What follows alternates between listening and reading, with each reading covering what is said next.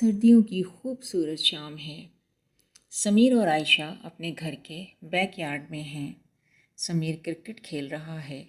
وہ بہت پرجوش ہے اور عائشہ اسے دلچسپی سے دیکھ رہی ہے۔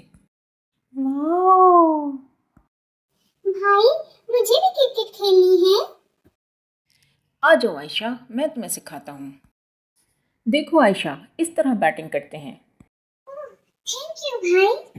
لیکن عائشہ چھوٹی ہونے کی وجہ سے بیٹ سنبھالنے میں مشکل محسوس کر رہی تھی۔ اس نے کئی بار گیند کو ہٹ کرنے کی کوشش کی مگر ہر بار ناکام رہی۔ کچھ دیر بعد وہ مایوسی سے پیچھے ہٹ گئی۔ سمیر نے اپنی بہن کی اداسی کو فوراً محسوس کیا۔ وہ جانتا تھا کہ اسے حوصلہ افزائی کی ضرورت ہے۔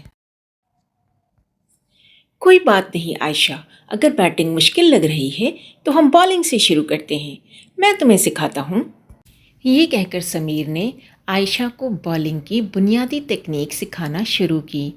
وہ اسے دکھاتا کہ گیند کو کیسے پکڑنا ہے اور کس طرح سے اسے پھینکنا ہے۔ عائشہ دلچسپی سے سیکھتی رہی اور چند کوششوں کے بعد اس نے ایک اچھی گیند کر دی۔ سمیر خوشی سے اچھل پڑا۔